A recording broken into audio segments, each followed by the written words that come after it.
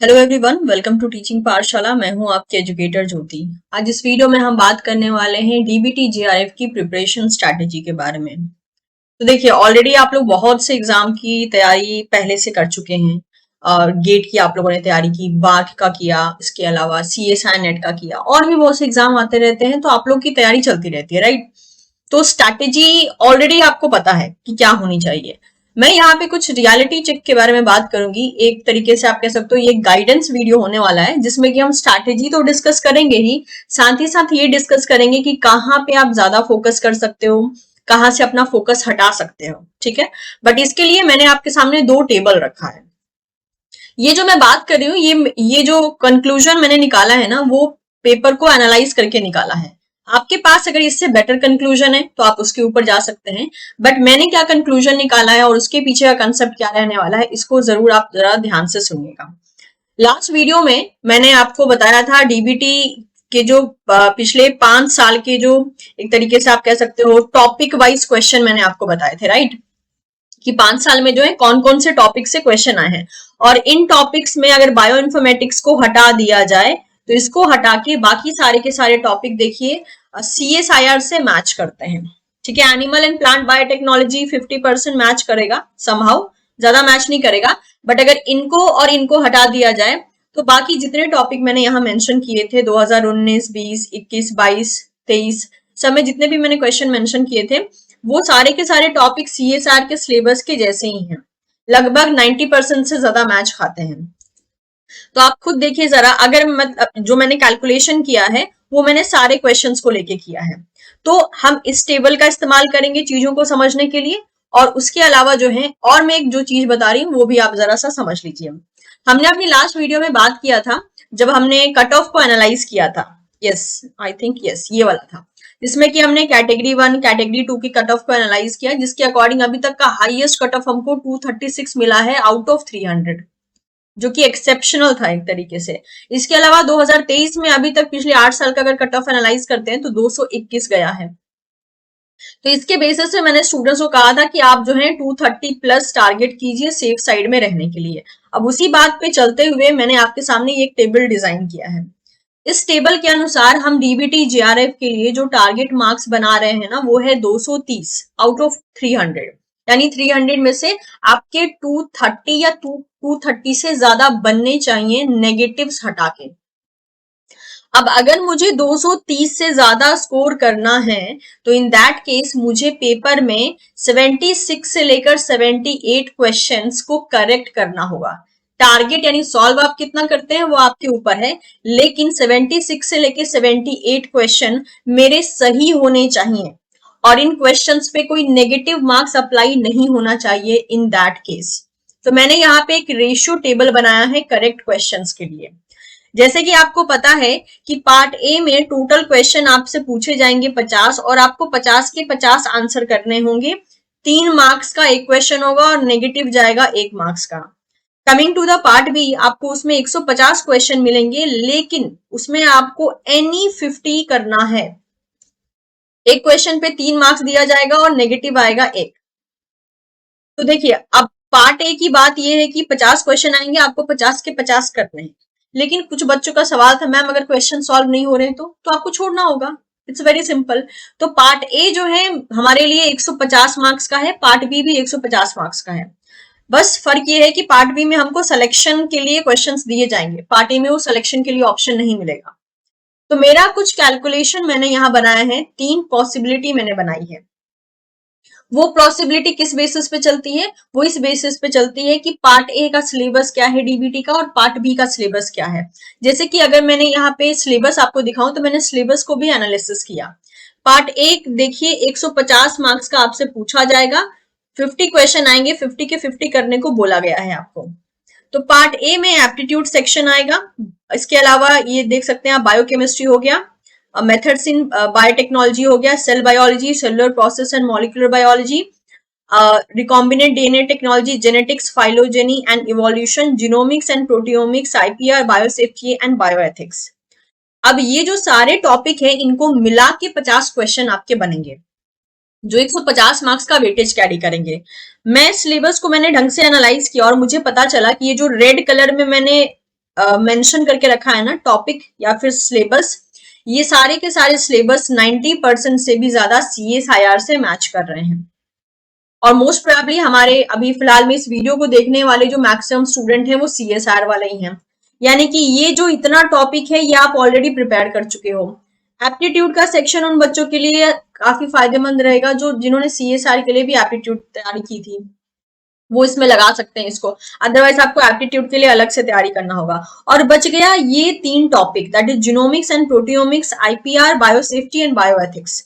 इसमें से भी मैं आपको कहूंगी कि आप एक बार पेपर एनालिसिस करके जो क्वेश्चन आए हैं ना इन सारे एरिया से, उस क्वेश्चन वाइज आप टॉपिक को प्रिपेयर कर लीजिए, क्योंकि जितना मुझे याद है 13 मई को जो है एग्जाम होने वाला है, और आज है जब मैं ये वीडियो बना रही हूँ दैट इज 13 मार्च है, यानी लगभग 2 महीने का टाइम आपके पास बाकी। अब 2 महीने में आप क्या क्या करोगे, सोचने वाली बात है।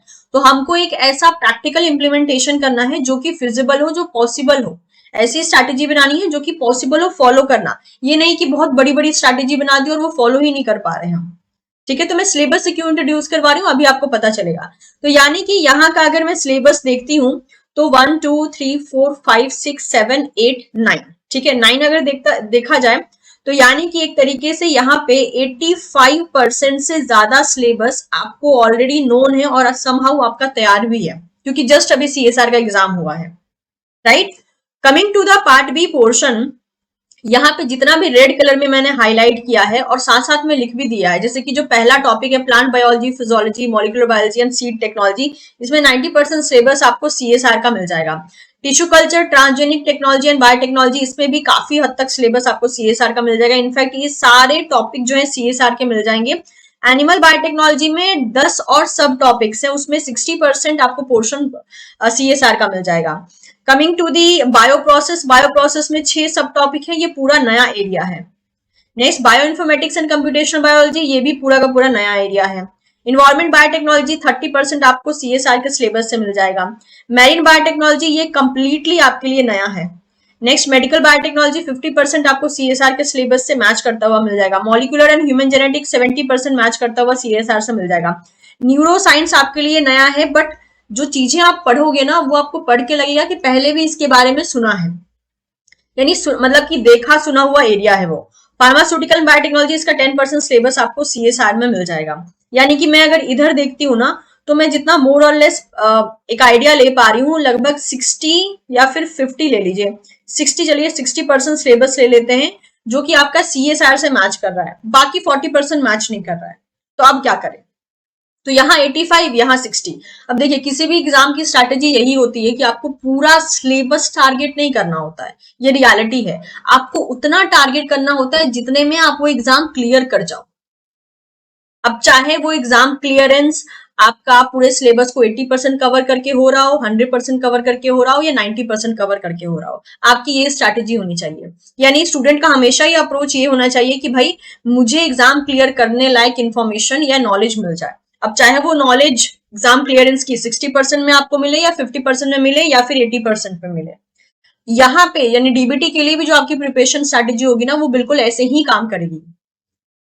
तो इन 2 महीनों में आपको रेगुलर बेसिस पे जो टॉपिक CSR से मैच कर रहे हैं उनको आपको रेगुलर रिवीजन में रखना है, और जो नए टॉपिक है उनमें से भी देखिए एक बार कि कौन से टॉपिक ज्यादा रिपीट हो रहे हैं, उन टॉपिक्स को आप प्रिपेयर कर सकते हो। और साथ ही साथ जैसे कि बायो इन्फॉर्मेटिक्स वाला एरिया हो गया, वहां से क्वेश्चन आते हैं, तो कुछ जो फेमस टॉपिक है ना उनको आप तैयार कर लीजिए, अगर पूरा तैयार नहीं भी कर सकते हैं तो जितने भी नए नए टॉपिक है यहाँ पे उनमें से जो फेमस एरिया है उनको आप तैयार कर सकते हैं।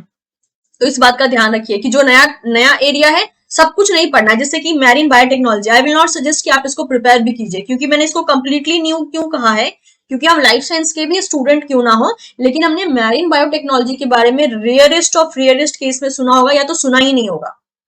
मैंने टॉपिक्स को पढ़ के देखा, सारे ही टॉपिक इतने नए हैं कि मैक्सिमम चांसेस है कि 70% से ज्यादा स्टूडेंट ने उसके बारे में सुना ही नहीं है, कभी पढ़ा ही नहीं है। तो इसको आप पूरा स्किप कर दीजिए।